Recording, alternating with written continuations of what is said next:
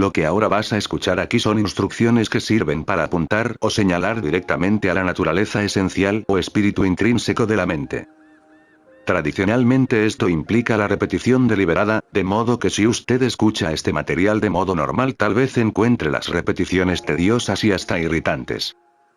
Así pues, si quiere trabajar con el resto de esta sección, escuche las instrucciones de manera lenta y atenta y sumérjase en las palabras y las repeticiones.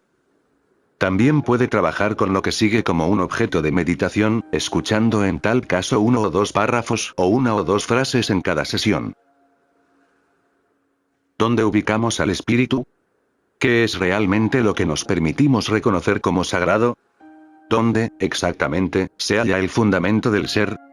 ¿Dónde está lo esencialmente divino? La gran búsqueda.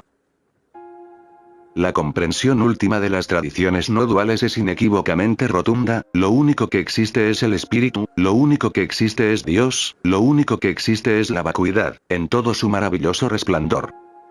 Lo bueno y lo malo, lo mejor y lo peor, lo sublime y lo abyecto, son manifestaciones esencialmente perfectas del espíritu. En ningún lugar existe nada sino Dios, nada sino la diosa, nada sino el espíritu, y ni el más pequeño grano de arena ni la más minúscula mota de polvo contienen más o menos espíritu que cualquier otra cosa.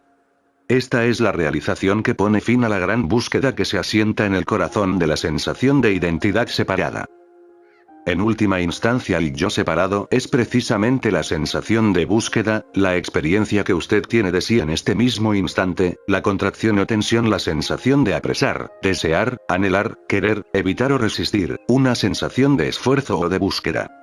En su manifestación más elevada, esta sensación de búsqueda asume la forma de la gran búsqueda del espíritu. Nosotros queremos pasar de nuestra condición ignorante, un estado de pecado, ilusión o dualidad, a un estado iluminado o espiritual, de un estado supuestamente carente de espíritu a otro en el que sí se halle presente. Pero lo cierto es que no hay ningún lugar donde no esté el espíritu, porque la totalidad del cosmos se halla completamente saturada de él. En consecuencia, toda búsqueda, todo movimiento y todo intento de logro es profundamente estéril. La gran búsqueda no hace más que reforzar la creencia errónea de que hay lugares carentes de espíritu y otros plenos de él y que debemos pasar de los primeros a los segundos. Pero lo cierto es que no hay lugar alguno que carezca de espíritu, como tampoco existe ningún lugar que esté más impregnado de espíritu que otro. Repitámoslo, lo único que existe es el espíritu. La gran búsqueda del espíritu es ese impulso, el impulso último que impide la realización presente del espíritu por la sencilla razón de que presume la pérdida de Dios. La gran búsqueda consolida la creencia errónea de que Dios no se halla presente y, de ese modo, eclipsa por completo la realidad de la omnipresencia de Dios. La gran búsqueda, en su pretensión de amar a Dios, es, de hecho, el mismo mecanismo que nos aleja de Él, un mecanismo que promete para mañana lo que solo existe en el eterno ahora, un mecanismo que nos lleva a anhelar tan fervientemente el futuro que el presente y, con él, la resplandeciente sonrisa de Dios termina escurriéndosenos de entre las manos. La gran búsqueda es la contracción desprovista de amor que se oculta en el corazón de la sensación de identidad separada, una contracción que alienta el anhelo de un mañana en el que supuestamente llegará la salvación, pero, mientras tanto, sigo siendo yo mismo. Cuanto mayor es la gran búsqueda, mayor es la negación de Dios y más intensamente puedo experimentar la sensación de búsqueda que es, a fin de cuentas, la que establece los límites de mi yo. La gran búsqueda es, en suma, el principal enemigo de lo que es. ¿Debemos, acaso, poner fin a la gran búsqueda? Definitivamente sí. En el caso, por supuesto, de que podamos hacerlo. Pero el hecho es que el mismo esfuerzo de tratar de acabar con la gran búsqueda se convierte en una nueva versión de la gran búsqueda, ya que ese paso supone y, por tanto, sigue fortaleciendo la sensación de búsqueda. En realidad el yo contracción no puede hacer absolutamente nada para acabar con la gran búsqueda, porque el yo contracción y la gran búsqueda son dos nombres diferentes para referirse a lo mismo. Si el espíritu no es un producto futuro de la gran búsqueda, no nos queda más que una alternativa: el espíritu debe hallarse plena, total y completamente presente ahora mismo. Y, en este mismo instante, usted debe ser plena, total y completamente consciente de él. Pero con ello no quiero decir que el espíritu se halle presente y que usted no se dé cuenta de él, porque eso exigiría la gran búsqueda, eso requeriría de un mañana en que el espíritu se hallara completamente presente y esa misma búsqueda nos alejaría de donde siempre estamos. De hecho, seguir buscando supone estar perdido.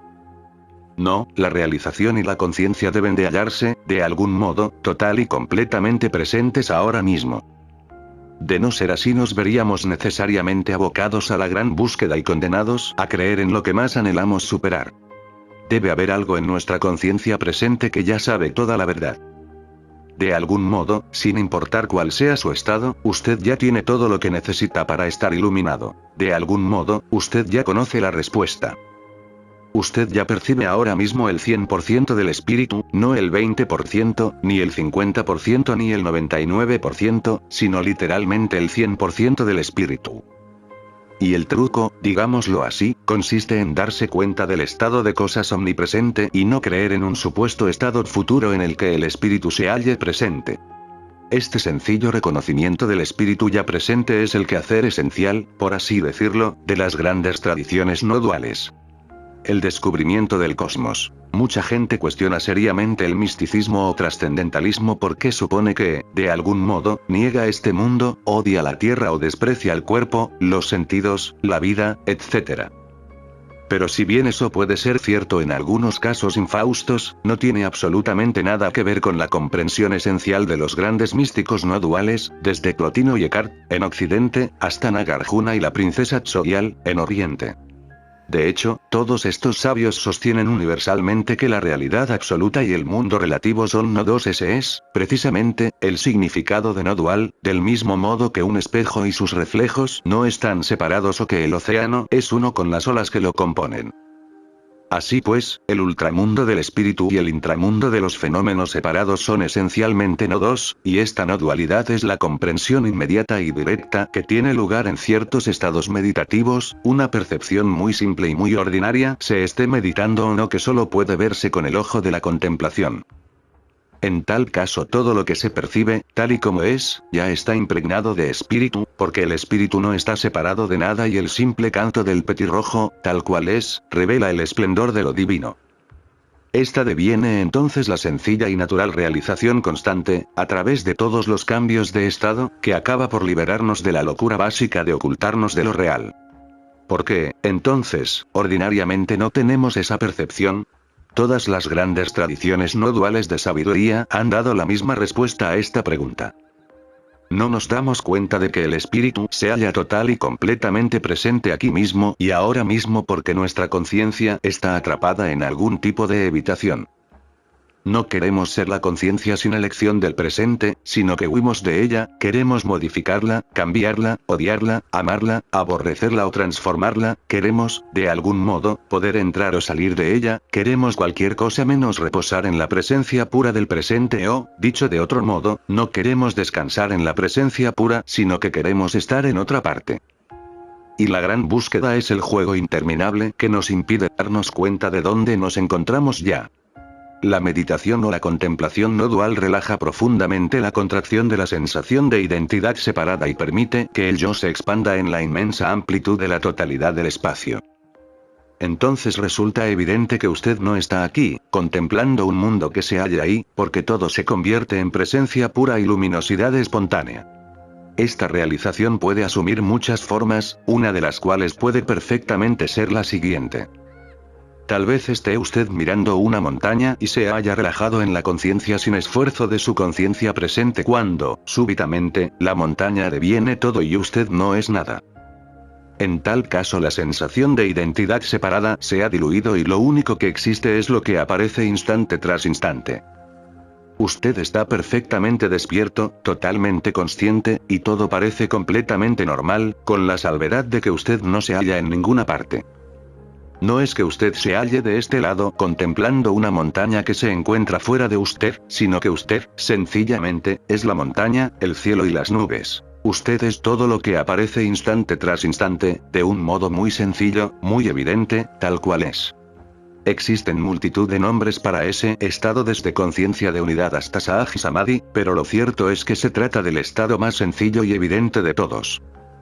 Además, en el mismo momento en que vislumbramos ese estado que los budistas denominan un solo sabor, porque usted y la totalidad del universo son un solo sabor o una única experiencia, resulta evidente que en ningún momento entrarnos en este estado, sino que, por el contrario, se trata de un estado que, en algún sentido profundo y misterioso, ha sido nuestra condición primordial desde tiempo inmemorial, tanto que de hecho jamás hemos abandonado ese estado ni un solo instante. Ese es el motivo por el cual el Zen lo denomina la barrera sin puerta, porque desde este lado de la realización parece que usted tuviera que hacer algo para entrar en ese estado, como si debiera atravesar algún tipo de umbral. Pero el hecho es que usted en ningún momento ha abandonado ese estado, de modo que difícilmente podrá entrar en él.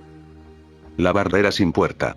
Toda forma es vacuidad, tal y como es significa que todas las cosas, incluyéndole a usted y a mí, son ya perfectas y se hallan del otro lado de la barrera sin puerta. ¿Qué necesidad tenemos, pues si esto ya es así, de acometer una práctica espiritual? Porque en realidad cualquier práctica espiritual es una forma de la gran búsqueda y, como tal, está condenada al fracaso. Pero ese es, precisamente, el asunto, porque usted y yo estamos convencidos de que tenemos que hacer algo para realizar el espíritu. Usted y yo creemos que hay lugares en que el espíritu no se halla, por ejemplo, en nosotros mismos, y nos aprestamos a corregir esa situación. Así es como se origina la gran búsqueda. Y la meditación no dual, a sabiendas, hace uso de este hecho y nos sumerge en una búsqueda un tanto singular, que el Zen denomina vender agua en el río. William Blake dijo que el loco que insiste en su locura de bien es sabio, y eso es precisamente lo que trata de hacer la meditación no dual, tratar de acelerar ese proceso.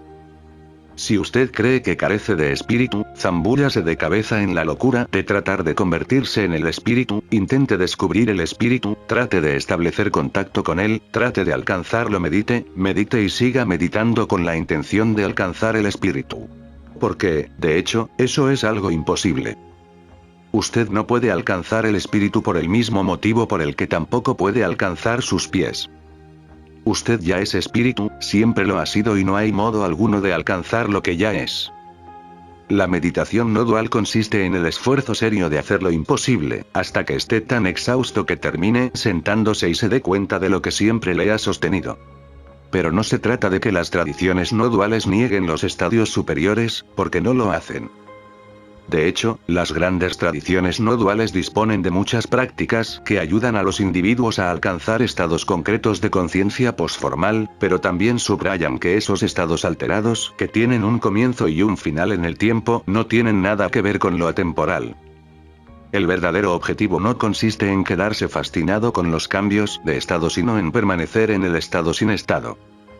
Tal condición de no estado es la auténtica naturaleza de este y de cualquier otro estado imaginable de conciencia, de modo que cualquier estado en que se encuentre es ya perfecto. Y dado que el objetivo final no consiste en cambiar de estado sino en reconocer lo inmutable, en reconocer la vacuidad primordial, cualquier estado en que se halle es ya plenamente perfecto. No obstante, tradicionalmente, para demostrar su sinceridad usted debe llevar a cabo numerosas prácticas preliminares, entre las que cabe destacar el dominio de diversos estados de conciencia meditativa que le llevan a una adaptación estable post-convencional, y todo eso está muy bien. Pero ninguno de esos estados de conciencia es el estado final, definitivo o privilegiado, como tampoco lo es el cambio de estado. Más bien al contrario, puesto que es precisamente entrando y saliendo de esos diversos estados meditativos como empieza usted a comprender que la iluminación no descansa en ninguno de ellos. Todos esos estados tienen un comienzo en el tiempo y, en consecuencia, ninguno es atemporal. La cuestión consiste en comprender que el cambio de estado no es el objetivo final y que la realización puede ocurrir en cualquier estado de conciencia. La conciencia omnipresente. El reconocimiento primordial de un solo sabor, no la creación, sino el reconocimiento de que usted y el cosmos son un solo espíritu, un solo sabor, un solo gesto, es el gran regalo de las tradiciones no duales. Y en su forma más simplificada este reconocimiento procede del siguiente modo. Lo que ahora sigue son instrucciones que sirven para apuntar o señalar directamente a la naturaleza esencial o espíritu intrínseco de la mente. Tradicionalmente esto implica la repetición deliberada, de modo que si usted lee este material de modo normal tal vez encuentre las repeticiones tediosas y hasta irritantes. Así pues, si quiere trabajar con el resto de esta sección, lea las instrucciones de manera lenta y atenta y sumérjase en las palabras y las repeticiones. También puede trabajar con lo que sigue como un objeto de meditación, leyendo en tal caso 1 o 2 párrafos o 1 o 2 frases en cada sesión. Comenzaremos con la realización de que el yo puro o testigo transpersonal es una conciencia omnipresente, aunque dudemos de su existencia. Supongamos que usted es ahora consciente de este video, de la habitación en que se encuentra, de una ventana, del cielo o de las nubes. Usted puede sentarse y advertir simplemente que es consciente de todos los objetos que discurren a su alrededor.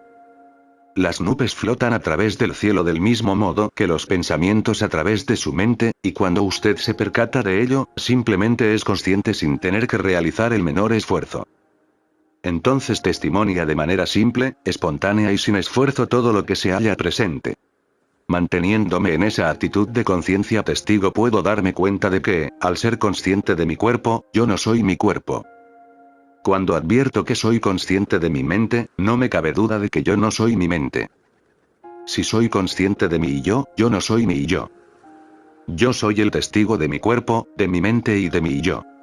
Esto es algo realmente fascinante. Yo puedo ver mis pensamientos pero no soy esos pensamientos. Yo soy consciente de las sensaciones corporales, de modo que no soy esas sensaciones. Y, como también puedo ser consciente de mis emociones, no debo ser solo esas emociones. Yo soy el testigo de todo eso. ¿Pero qué es ese testigo? ¿Qué o quién es el testigo de todos esos objetos? ¿Qué o quién es el que observa el desfile de los pensamientos y los objetos? ¿Qué o quién es el vidente puro, el testigo puro que constituye la esencia misma de todo lo que soy? Según afirman las tradiciones, la conciencia testigo es el espíritu, la mente iluminada, la naturaleza esencial del Buda, Dios mismo, en su totalidad. Así pues, las tradiciones afirman que permanecer en contacto con el espíritu, Dios o con la mente iluminada no es nada difícil de lograr, porque tal es precisamente su conciencia ordinaria testigo en este mismo instante. Si usted puede ver este libro ya dispone plenamente, en este mismo instante, de esa conciencia. Un texto muy famoso del Dzogchen o budismo Mahāti, una de las principales tradiciones no duales, afirma que en ocasiones ocurre que algunos meditadores dicen que es difícil reconocer la naturaleza de la mente en el Dzogchen. La naturaleza de la mente es la pureza primordial o la vacuidad radical o, dicho de otro modo, el espíritu no dual. El hecho es que la naturaleza de la mente es la conciencia testigo omnipresente, algo que, según afirma el texto, algunos meditadores encuentran difícil de creer. Ellos consideran, por el contrario, que la conciencia omnipresente es difícil o incluso imposible de reconocer y que tienen que trabajar muy duro y meditar durante mucho tiempo antes de alcanzar la mente iluminada. Cuando lo cierto es que su propia conciencia testigo omnipresente está operando plenamente ahora mismo. El texto prosigue diciendo que algunos practicantes, tanto hombres como mujeres, creen tanto en la imposibilidad de reconocer la naturaleza de la mente que se deprimen hasta que las lágrimas resbalan por sus mejillas. Pero lo cierto es que no hay el menor motivo para entristecerse porque la naturaleza de la mente iluminada no es imposible de reconocer, sino que reposa precisamente detrás de quien piensa en esa imposibilidad, ahí es donde se halla. En lo que concierne a la dificultad de establecer contacto con la conciencia testigo omnipresente, el texto dice que hay meditadores que no permiten que su mente descanse en ella en la simple conciencia presente, sino que, por el contrario, se aprestan a buscar fuera y dentro de sí. Pero la búsqueda, sea externa o interna, jamás nos permitirá verlo ni encontrarlo al espíritu. No existe la menor razón para emprender ninguna búsqueda externa o interna, basta simplemente con reposar directamente en la mente que busca externa o internamente. Con eso basta. Kun-san, 1986. Cuando nosotros somos conscientes de esta habitación, tal y como es, esa misma conciencia es el espíritu omnipresente. Cuando nosotros somos conscientes de las nubes que discurren por el cielo, esa misma conciencia es el espíritu omnipresente. Cuando nosotros somos conscientes del dolor, de la agitación, del terror o del miedo, esa misma conciencia, precisamente tal y como es el espíritu omnipresente. Dicho en otros términos, la realidad última no es algo visto sino el vidente omnipresente. Las cosas pueden ser vistas, van y vienen, son felices o tristes, placenteras o dolorosas, pero el vidente no es nada de eso y no va ni viene.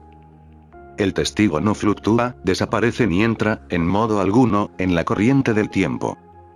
El testigo no es un objeto ni una cosa vista, sino el vidente omnipresente de todas las cosas. El testigo es el yo del espíritu, el centro del ciclón, la apertura divina, la transparencia de la pura vacuidad. No hay un solo instante en que usted no tenga acceso a esta conciencia testigo. En cada instante hay una conciencia espontánea de lo que se presenta, y esa conciencia simple, espontánea y sin esfuerzo es el mismo espíritu omnipresente. Aún en el caso de que usted crea no verla, no por ello deja de estar ahí. Así pues, el estado último de la conciencia, la esencia misma del espíritu, no es difícil de alcanzar sino imposible de evitar. Este es, precisamente, el secreto más celosamente guardado por las escuelas no duales. Y poco importa cuáles sean los objetos o contenidos que aparezcan, porque todos ellos son perfectos. En ocasiones las personas tienen dificultades en entender el espíritu porque tratan de verlo como un objeto de conciencia o como un objeto de comprensión. Pero la realidad última no es algo visto, es el vidente. El espíritu no es un objeto, sino el sujeto radical y omnipresente. De este modo, no es algo que se presente ante usted como una roca, una imagen, una idea, una luz, un sentimiento, una intuición, una nube luminosa, una visión intensa o una sensación de gran beatitud. Todo eso está muy bien, pero no dejan de ser objetos, es decir, algo que el espíritu no es. Por lo tanto, mientras usted descansa en el testigo, no verá nada en particular. El verdadero vidente no es nada que pueda ser visto, por consiguiente simplemente comienza a desidentificarse de todos y cada uno de los objetos. Yo soy consciente de las sensaciones de mi cuerpo y, al ser consciente de todos esos objetos no puedo, en consecuencia, ser eso. Yo soy consciente de los pensamientos que discurren por mi mente y, al ser consciente de todos esos objetos, no puedo, en consecuencia, ser eso. Yo soy consciente de mi yo presente, pero, del mismo modo, ese no es más que otro objeto y yo no puedo, en consecuencia, ser eso. Las imágenes flotan en la naturaleza, los pensamientos discurren por mi mente, los sentimientos se suceden en mi cuerpo y yo, en consecuencia que no soy un objeto, sino el testigo puro de todos esos objetos, la conciencia como tal, no puedo ser nada de eso. Así pues, en la medida en que usted descansa en el testigo puro, no anhela nada en concreto y todo lo que se presenta está bien. Es más, cuando usted reposa en el testigo puro, en el sujeto último, cuando usted se desidentifica de los objetos, comienza a advertir una sensación de inmensa libertad. Pero esa libertad no es algo que usted pueda ver, sino algo que usted es. Cuando usted es el testigo de sus pensamientos, usted no está atado a ellos, del mismo modo que, cuando usted es el testigo de sus sentimientos, tampoco está atado a ellos. Donde anteriormente se hallaba su yo contraído, solo queda una inmensa sensación de apertura y libertad. Como objeto, usted está encadenado, corno testigo, en cambio, es libre. Pero nosotros no vemos esta libertad, sino que descansamos en ella, reposamos en el vasto océano de la serenidad infinita. Por ello, cuando descansamos en este estado del testigo puro y simple, el auténtico vidente, que es la vacuidad y la libertad pura, permitimos que todo lo visto emerja como quiera. El espíritu no es ninguno de los objetos limitados, encadenados, mortales y finitos que desfilan por el mundo del tiempo, sino el vidente libre y vacío. Así es como descansamos en la vacuidad y libertad inmensas en que emergen todas las cosas. Pero nosotros no alcanzamos o establecemos contacto con la conciencia pura del testigo porque no es posible restablecer el contacto con lo que nunca hemos perdido. Por el contrario, para reposar en la conciencia serena, clara y omnipresente basta simplemente con tomar conciencia de lo que ya está sucediendo. Nosotros ya vemos el cielo, ya escuchamos el canto de los pájaros, ya percibimos el frescor de la brisa. Porque el hecho es que el testigo simple ya está presente y plenamente operativo. Ese es el motivo por el que no restablecemos contacto ni actualizamos ese testigo, sino que simplemente advertimos lo que siempre ha estado presente, la conciencia espontánea y simple de lo que ocurre en este mismo instante. También advertimos entonces que el testigo simple y omnipresente tiene lugar sin el menor esfuerzo. porque escuchar los sonidos, ver las imágenes y percibir el frescor de la brisa no requiere ningún esfuerzo, es algo que ya está ocurriendo y basta simplemente con descansar en este testigo sin realizar el menor esfuerzo. Nosotros no perseguimos esos objetos, como tampoco los evitamos. El espíritu es el vidente omnipresente y no una cosa limitada que pueda ser vista. En consecuencia, podemos dejar que las cosas vengan y se vayan exactamente tal y como son.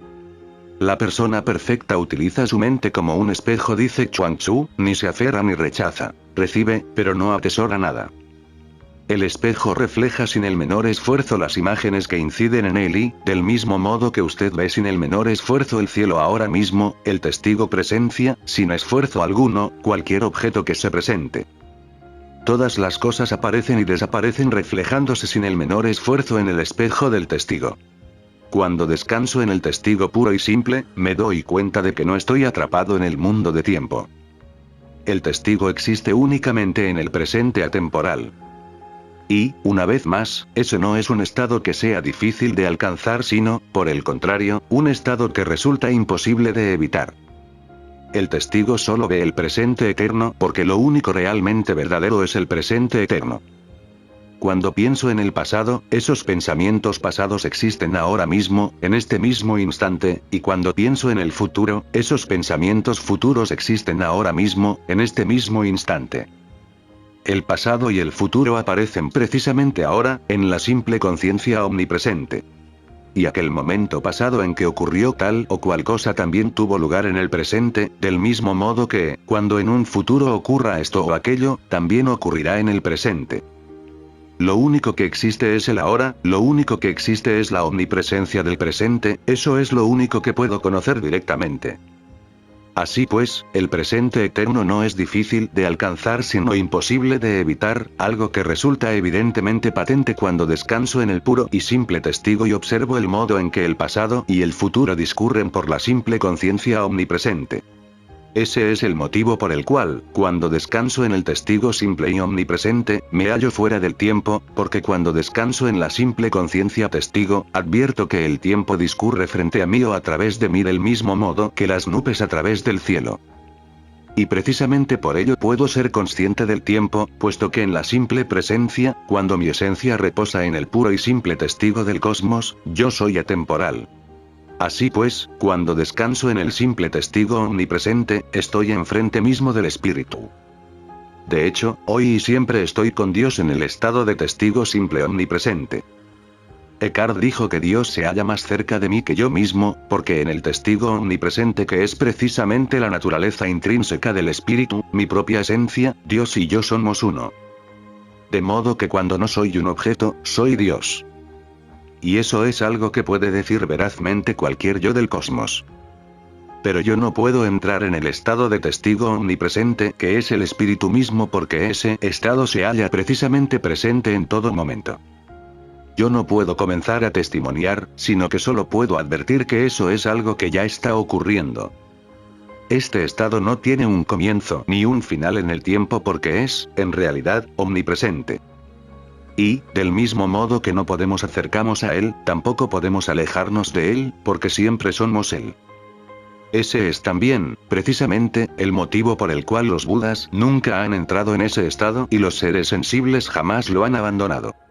Cuando descanso en el testigo simple, claro y omnipresente, estoy reposando en lo no nacido, en el espíritu intrínseco, en la vacuidad primordial, en la libertad infinita. Yo no puedo ser visto porque carezco de todo tipo de cualidades.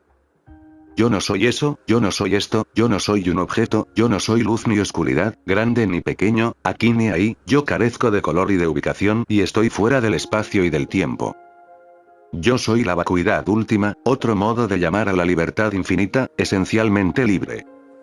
Yo soy la apertura, el claro del que ahora mismo emana la totalidad del mundo manifiesto, pero yo no emerjo ahí, eso emerge en mí, en la inmensa vacuidad y libertad de lo que soy. Las cosas que pueden ser vistas son placenteras o dolorosas, afortunadas o tristes, gozosas o temibles, sanas o enfermas, pero el vidente de todas esas cosas no es afortunado ni triste, gozoso ni temible, sano ni enfermo, sino sencillamente libre. Como testigo puro y simple yo estoy libre de todos los objetos, libre de todos los sujetos, completamente libre del tiempo y del espacio, del nacimiento, de la muerte y de todas las cosas que se hallan entre el nacimiento y la muerte.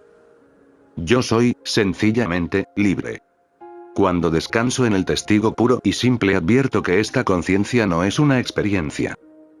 Es consciente de las experiencias pero no es en sí misma, una experiencia. Las experiencias van y vienen, aparecen y desaparecen, tienen un comienzo en el tiempo, perduran durante un tiempo y terminan desvaneciéndose. Pero todas ellas emergen en la simple apertura o claro que es la inmensa expansión de lo que soy. Las nubes discurren por esa inmensa vastedad, los pensamientos discurren por esa inmensa vastedad y las experiencias discurren por esa inmensa vastedad. Todo objeto aparece y termina desvaneciéndose por esa inmensa vastedad, el vidente libre y vacío, la espaciosa apertura o claro de donde emergen todas las cosas, no aparece ni desaparece ni tampoco se mueve en modo alguno. Así pues, cuando descanso en el testigo puro y simple he dejado ya de estar atrapado en la búsqueda de experiencias, sean de la carne, de la mente o del espíritu. Las experiencias sean sublimes o abyectas, sagradas o profanas, dichosas o auténticas pesadillas simplemente van y vienen como olas sin fin en el océano que soy. Cuando descanso en el testigo puro y simple, dejo de estar a merced de las experiencias gozosas o aterradoras, todas las experiencias discurren por mi rostro original como lo hacen las nubes por el cielo transparente de otoño y en mí hay cabida para todo. Cuando descanso en el testigo puro y simple, comienzo incluso a advertir que el testigo no es una entidad o una cosa separada de lo que atestigua. Todas las cosas emanan del testigo y el testigo mismo se derrama en todas las cosas. Así es, descansando en la conciencia simple, clara y omnipresente, como descubro que no existen ningún interior y ningún exterior, ningún sujeto y ningún objeto. Las cosas y los sucesos siguen emergiendo con claridad, las nubes se desplazan, los pájaros cantan y la brisa fresca sigue soplando, pero no hay ningún yo separado detrás de todo ello. Los hechos simplemente emergen tal como son, sin la menor referencia constante al yo o al sujeto contraído. Los sucesos emergen tal y como son y lo hacen con la libertad de no verse limitados por un pequeño yo que los contempla. Emergen con el espíritu y como espíritu, en la apertura o claro que soy, no lo hacen para ser vistos y distorsionados perceptualmente por ningún ego. En la modalidad contraída yo estoy aquí, a este lado de mi rostro, contemplando el mundo que se halla ahí, del lado objetivo.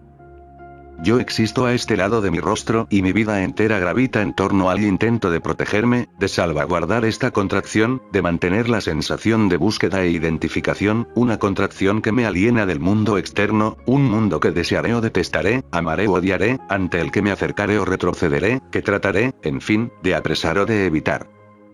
El interior y el exterior están en lucha perpetua, desempeñando todos los papeles posibles del drama esperanzado o aterrador de proteger la contracción sobre mí mismo. Creemos que perder nuestro prestigio es como morir, lo que es profundamente cierto. No queremos perder nuestro prestigio porque no queremos morir. No queremos perder la sensación de identidad separada. Pero ese miedo primordial a perder prestigio es, en realidad, la raíz de nuestra agonía más profunda, porque el intento de protegernos de salvar nuestra identidad con el cuerpo-mente es el propio mecanismo del sufrimiento, el propio mecanismo que termina extinguiendo el cosmos en un interior versus un exterior, fractura brutal que experimentamos como sufrimiento. Pero cuando descanso en la conciencia simple, clara y omnipresente simplemente dejo de protegerme, dentro y fuera desaparecen por completo y lo único que existe es lo siguiente. Cuando abandono todos los objetos yo no soy esto, yo no soy eso y descanso en el testigo puro y simple, todos los objetos emergen sencillamente en mi campo visual, todos los objetos emergen en el espacio del testigo. Yo soy simplemente la apertura o claro en que emergen todos los objetos. Yo advierto que todas las cosas emergen en mí, emergen en la apertura o claro que soy. Las nubes flotan en la vasta apertura que soy, el sol resplandece en la vasta apertura que soy y el mismo cielo se halla en mí. Yo puedo degustar el cielo porque se halla más cerca de mí que mi propia piel. Las nubes están en mi interior y yo las veo desde dentro. Cuando todas las cosas emergen en mí yo soy todas las cosas, el universo es un solo sabor y yo soy eso. Así pues, cuando descanso en el testigo todas las cosas emergen en mí y yo soy la totalidad de las cosas. No hay sujeto y objeto porque yo no veo las nubes sino que soy las nubes. No hay sujeto y objeto porque yo no siento el frescor de la brisa sino que soy la brisa fresca. No hay sujeto y objeto porque yo no escucho el fragor del trueno sino que soy el propio estruendo que retumba. Yo ya no estoy aquí, a este lado de mi rostro, contemplando un mundo que se halla ahí fuera, sino que simplemente soy el mundo. Yo ya no estoy aquí, he perdido mi identidad y he descubierto mi rostro original, el cosmos mismo. En la pura conciencia omnipresente, los pájaros cantan y yo soy eso, el sol resplandece y yo soy eso, la luna riela y yo soy eso. Cuando descanso en la conciencia simple, clara y omnipresente, cada objeto es su propio sujeto, cada evento, por así decirlo, se ve a sí mismo porque yo soy ahora el que se está viendo a sí mismo. Yo no estoy mirando el árbol sino que soy el árbol viéndose a sí mismo. La totalidad del mundo manifiesto sigue apareciendo tal y como es, con la única salvedad de que sujeto y objeto han desaparecido. La montaña sigue siendo la montaña, pero ya no es un objeto contemplado y yo no soy el sujeto separado que la contempla. La montaña y yo aparecemos en la conciencia simple y omnipresente, y en ese claro ambos somos libres, en ese espacio no dual ambos estamos liberados, en esa apertura de la conciencia omnipresente ambos estamos iluminados. Tal apertura está libre de esa violencia divisora llamada sujeto y objeto, aquí versus ahí y yo contra el mundo. Cuando dejo de protegerme y desaparezco termino descubriendo a Dios en la conciencia simple omnipresente. Cuando descanso en el testigo atemporal, la gran búsqueda finalmente termina. La gran búsqueda es el principal enemigo del espíritu omnipresente, la más violenta mentira ante el más amable infinito. La gran búsqueda es el intento de alcanzar una experiencia última, una visión fabulosa, un paraíso de placer, un tiempo incesantemente esplendoroso, una intuición poderosa, sea la búsqueda de Dios, la búsqueda de la diosa o la búsqueda del espíritu. Pero el espíritu no es un objeto, y en consecuencia no puede ser buscado, apresado, encontrado ni visto porque es el testigo omnipresente. Buscar al testigo es equivocarse por completo, porque el mismo hecho de buscar constituye el principal de los errores. ¿Cómo sería posible buscar lo que ahora mismo es consciente de esta página? Tú eres eso. Es imposible buscar al buscador. Cuando dejo de ser un objeto soy Dios, y cuando voy tras un objeto el que sea, dejo de ser Dios. Y esa lamentable catástrofe jamás podrá ser corregida mediante la búsqueda de más objetos.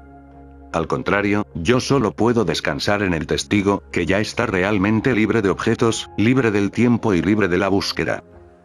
Cuando yo no soy un objeto soy el espíritu, cuando descanso en el testigo libre y sin forma soy uno con Dios, ahora mismo, en este instante atemporal y eterno.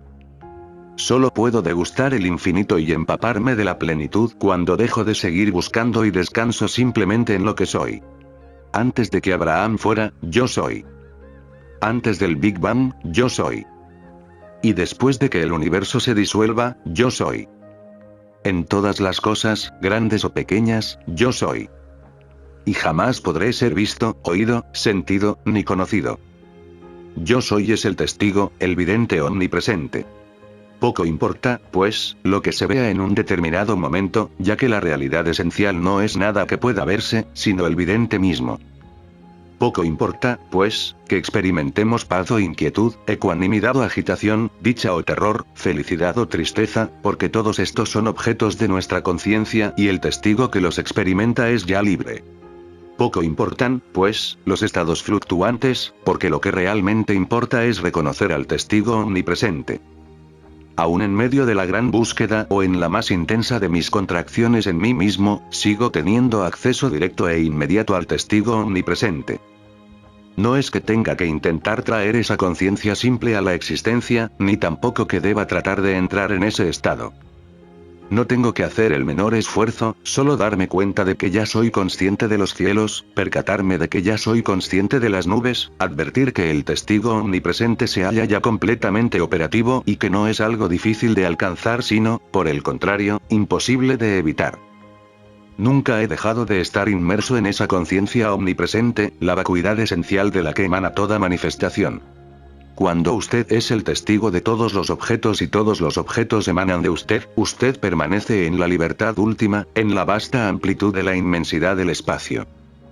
En ese único y solo sabor, el viento ya no sopla sobre usted, sino que lo hace desde su interior, el sol ya no brilla sobre usted sino que irradia desde el centro mismo de su ser, y cuando llueve es usted mismo quien está derramándose.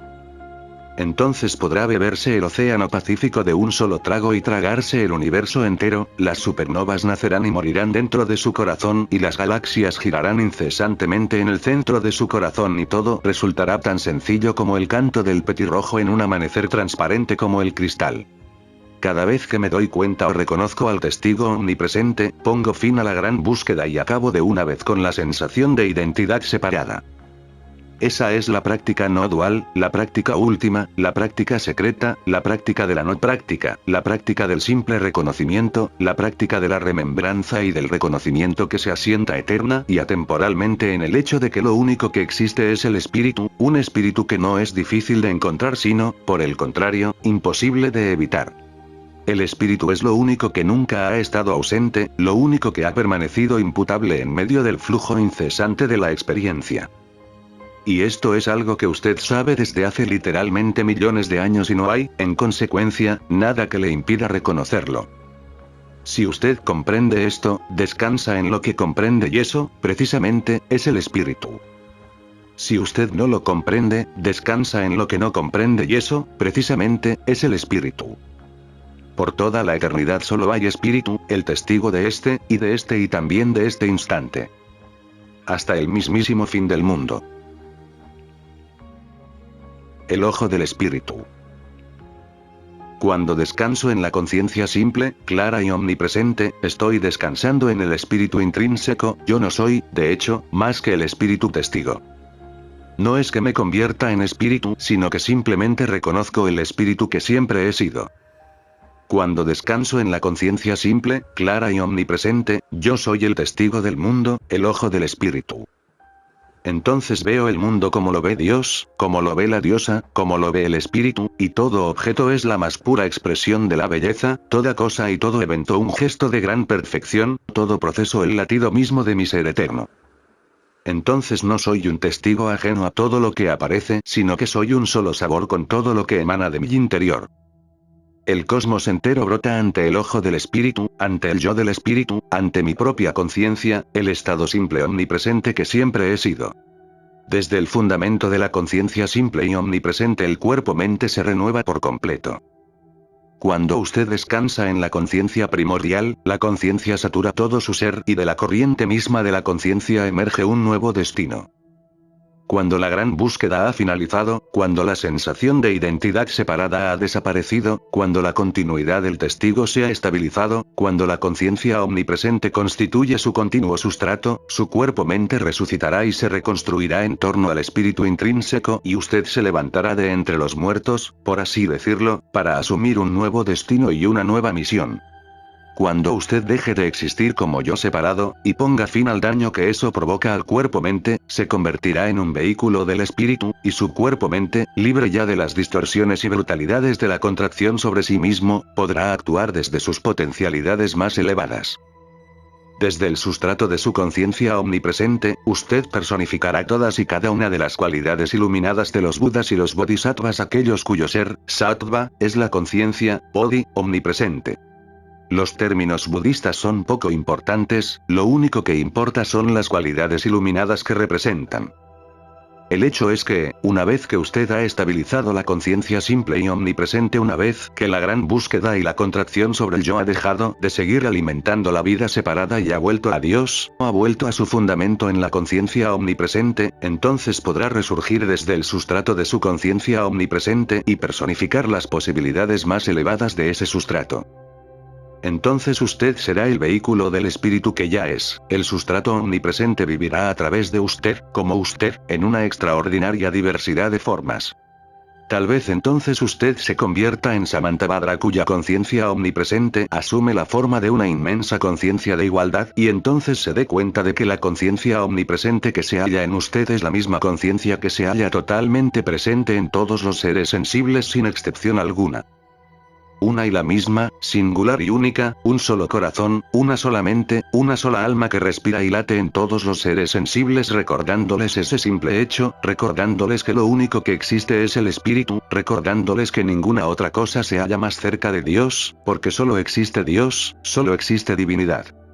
Quizás usted devenga Avalokiteshvara, cuya conciencia omnipresente asume la forma de la compasión bondadosa. En la resplandeciente claridad de la conciencia omnipresente, todos los seres sensibles emergen como formas iguales del espíritu intrínseco, de la vacuidad pura, y todos ellos son tratados como hijos e hijas del espíritu que son. Usted habrá elegido vivir esta compasión con una delicada entrega, de modo que su misma sonrisa caldeará los corazones de quienes sufren y ellos le buscarán para que les confirme la promesa de su posible liberación en la gran amplitud de su conciencia primordial y usted nunca les dará la espalda.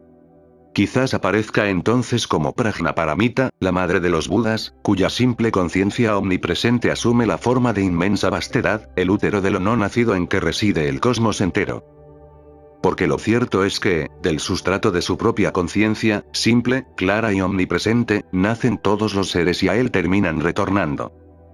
Cuando descansa en el claro resplandor de su conciencia omnipresente, contempla el nacimiento de los mundos, del que emergen y al que terminan regresando también todos los Budas y todos los seres sensibles. Y usted permanecerá sonriendo y abrazando la inmensa amplitud de la sabiduría eterna mientras todo comienza de nuevo, una y otra vez, por siempre jamás, desde el útero de su omnipresente estado. Tal vez se presente como Manjushri, cuya conciencia omnipresente asume la forma de la inteligencia luminosa. Aunque todos los seres sean igualmente espíritu intrínseco, los hay que no reconocen fácilmente esta esencia omnipresente y la sabiduría discriminativa emergerá brillantemente del sustrato de la conciencia de igualdad. Entonces usted percibirá instintivamente lo verdadero y lo falso y clarificará todo lo que toque. Y si el yo contraído sobre sí no escucha su amable voz, su conciencia omnipresente se manifestará en su forma más airada que, según se dice, no es sino el temible Yamantaka, el vencedor del Señor de la Muerte. Quizás aparezca como Yamantaka, el fiero protector de la conciencia omnipresente, el samurái del espíritu intrínseco. Este aspecto terrible aparece para superar los obstáculos que bloquean la conciencia omnipresente. En tal caso, usted simplemente brotará desde el sustrato de la conciencia de igualdad para revelar lo falso, lo superficial y lo menos que omnipresente. Ese ya no es un tiempo de sonrisas, sino de la espada de la sabiduría discriminativa, que atraviesa sin piedad todos los obstáculos que impiden acceder al sustrato que todo lo engloba. Tal vez se presente como Vaisajya Guru, cuya conciencia omnipresente asume la forma del resplandor curativo. Desde la brillante claridad de la conciencia omnipresente, usted siempre recordará a los enfermos, a los afligidos y a los que sufren que, aunque su sufrimiento sea real, ese no es su verdadero ser. Y ante la simple presencia de su sonrisa, las almas contraídas se relajarán en la inmensa vastedad de la conciencia intrínseca, una relajación ante la que la enfermedad perderá todo su sentido. Y esa conciencia omnipresente es tan ajena al esfuerzo que nunca se agotará y recordará de continuo a todos los seres que y quienes son, del otro lado del miedo, en el amor esencial y la aceptación ecuánime, que es la mente espejo de la conciencia omnipresente. Quizás te venga usted Maitreya, cuya omnipresente conciencia asume la forma de la promesa de que, aun en el más alejado de los futuros, la conciencia siempre se hallará presente. Desde la brillante claridad de la conciencia primordial, usted hará el voto de permanecer con todos los seres hasta una eternidad de futuros, porque esos mismos futuros emergerán en la simple conciencia del presente, la misma conciencia que ahora se da cuenta de ello. Estas son, simplemente, algunas de las potencialidades de la conciencia omnipresente. Poco importan, repito, los términos budistas, porque no son más que algunas de las formas de su propia resurrección, algunas de las posibilidades que pueden presentársele cuando haya llegado al final de la gran búsqueda, algunas de las formas en que el mundo se aparece ante el ojo omnipresente del espíritu, ante el yo omnipresente del espíritu, lo que usted ve, ahora mismo, cuando contempla el mundo tal como lo ve Dios, desde el sustrato sin fundamento de la simple conciencia omnipresente. Cuando todo ha concluido. Tal vez usted aparezca como cualquiera de esas formas de la conciencia omnipresente. Pero en realidad eso tampoco importa, porque cuando usted descansa en la resplandeciente claridad de la conciencia omnipresente, no es Buda ni Bodhisattva, no es esto ni eso, no se halla aquí ni ahí. Cuando usted descansa en la conciencia simple y omnipresente, usted es lo no nacido y carece de todo tipo de cualidades. Carente de color, usted es lo incoloro; carente de tiempo, usted es lo atemporal; carente de forma, usted es lo sin forma. Cuando usted descansa en la vacuidad primordial, es invisible a este mundo. Solo que, como ser encarnado, usted también emerge al mundo de la forma que es su propia manifestación. Y algunos de los potenciales intrínsecos de la mente iluminada, los potenciales intrínsecos de su conciencia omnipresente, como la ecuanimidad, la sabiduría discriminativa, la sabiduría semejante a un espejo, la conciencia sustrato y la conciencia que todo lo alcanza, se combinan con las predisposiciones naturales y los talentos concretos de su cuerpo-mente individual. Así pues, cuando el yo separado muere en la vasta amplitud de su propia conciencia omnipresente, usted aparece alentado por algunos o varios de estos potenciales iluminados. Entonces ya no se halla motivado por la gran búsqueda, sino por la gran compasión de esas potencialidades, algunas de las cuales son amables, otras airadas, pero todas, a fin de cuentas, posibilidades de su estado omnipresente. Así pues, cuando usted descansa en la conciencia simple, clara y omnipresente, usted reaparece con las cualidades y virtudes de sus posibilidades más elevadas, quizás como la compasión, la sabiduría discriminativa, el discernimiento, la intuición cognitiva, la presencia curativa, el recuerdo airado, las habilidades artísticas, las destrezas atléticas, las virtudes pedagógicas o algo por qué no tan sencillo como ser el mejor jardinero del barrio. Dicho en otras palabras, cualquiera de las líneas de desarrollo llevada a su condición primordial. Cuando el cuerpo-mente se libera de las brutalidades infligidas por la contracción sobre uno mismo, naturalmente gravita en torno a su estado más elevado, manifestado en los potenciales superiores de la mente iluminada, las grandes potencialidades de la conciencia simple y omnipresente. De modo que cuando usted descansa en la conciencia simple y omnipresente, usted es el gran no nacido, pero en la medida en que nace, en la medida en que emerja de la conciencia omnipresente, lo hará manifestando ciertas cualidades, las cualidades inherentes al espíritu intrínseco teñidas por las predisposiciones de su cuerpo-mente y de sus talentos particulares. Y sea cual fuera la forma de su propia resurrección, no lo hará motivado por la gran búsqueda, sino impulsado por el gran deber, por su dharma ilimitado, por la manifestación de sus potencialidades más elevadas, y entonces el mundo comenzará a cambiar gracias a usted. Y usted nunca se desalentará, nunca temerá fracasar en su gran misión y nunca se alejará de ella, porque la conciencia simple y omnipresente se halla con usted, ahora y siempre, hasta el fin de todos los mundos, porque ahora, siempre e interminablemente siempre, lo único que existe es el espíritu, la conciencia intrínseca, la conciencia simple de esto y nada más. Pero el viaje que conduce a lo que es empieza en el comienzo sin principio, empieza reconociendo lo que siempre ha sido así. Si usted comprende esto, descansa en lo que comprende y eso, precisamente, es el espíritu. Si usted no comprende esto, descansa en lo que no comprende y eso, precisamente, es el espíritu. Nosotros permitimos que el reconocimiento de la conciencia omnipresente aparezca, de manera amable, accidental y espontánea, a lo largo del día y de la noche. Basta, simplemente, con percatarnos de que la conciencia simple y omnipresente no es difícil de alcanzar sino, por el contrario, imposible de evitar. Así pues, seguimos haciendo esto, de manera amable, accidental y espontánea, a lo largo del día y de la noche.